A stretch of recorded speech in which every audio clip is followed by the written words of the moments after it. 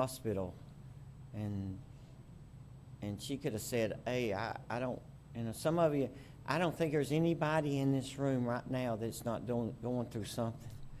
We're all going through something. And so God orchestrates. He governs the affairs of men and women. And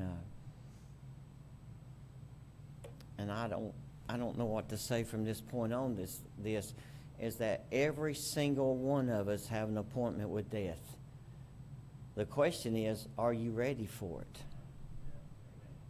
I promise you, if you got a letter in the mail, y'all can be seated. All right, Lord bless us now.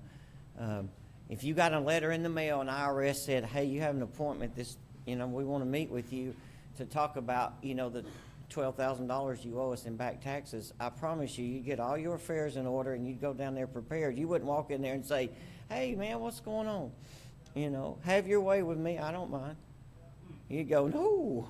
You'd make sure everything, all your documents, everything. You have an appointment with death. It's coming. It's knocking on your door, and it's not going to stop. It's here. It's ready. All right? You're ready for it. If you're not ready for it, then why? And whose fault is it? All right? God's already made it clear, and this church has already made it clear. We have the crosses. We have the church signs. All right? We have the information. We sing the songs. We open the doors. People give their money. We didn't take offering today, so if you want to give money, then just see Brother Chris. All right? Oh, it's in there? You can give it to Miss Donna, and she can take me out to lunch later. All right. No, what I'm saying is we've done everything in our power to be able to get you to Jesus. The world, there's people outside of this church. We have tracts, we have everything that we've done our part. And the only thing we can't do is we can't get saved for you. As much as I would want to get saved for you, and I really would, but I had a whole group of people in my family that doesn't want to hear what I have to say, and I'm sorry. I had a dad that died, and I don't know where he is. But I sure prayed for him, and I sure witnessed to him, and I sure loved him best I could. I had a son that needed to be saved. He got him when he was a couple years old, 3 or 4 years old. He looked at Miss Donna and said, how do you go to heaven?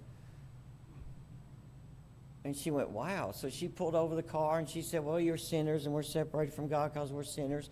And Jesus died on the cross for our sins. And if you'll call out to him, he'll save you. He'll forgive you. He will forgive you. And would you want to do something like that? And he goes, yeah. And so they prayed together. And when they finished praying, he opened his eyes and he said, it didn't work. I said, what do you mean it didn't work? He said, well, I'm not in heaven. So he meant, how do you go to heaven? He thought right then. But a couple of years later, he realized he broke God's law, and there's a penalty for that. And God has judged you. He's given a penalty against you, and here's this is how good he is that he finds you guilty. And so let's just pretend you're Brother Ethan, and this is you. So Brother Ethan, stand up. All right? And brother, this is God's law. Have you broken any of his laws? You ever told a lie? Guilty or not guilty? All right, you ever stole anything? Well, if you said no, I'd say you just told me you're a liar. Why should I believe you? All right? You understand? Bible said, Jesus said, whosoever look upon a woman lust after her has committed adultery already. So have you ever lusted? All right? You ever disobeyed your parents? You ever cursed? So according to your own profession, you're standing here telling this whole church you're a lying, thief, and adulterous blasphemer. The wages of sin is death. The soul that sinneth shall surely die. By your own testimony, I sentence you to death. And then God slams the door against Brother Ethan. You know what he does after that? He comes down here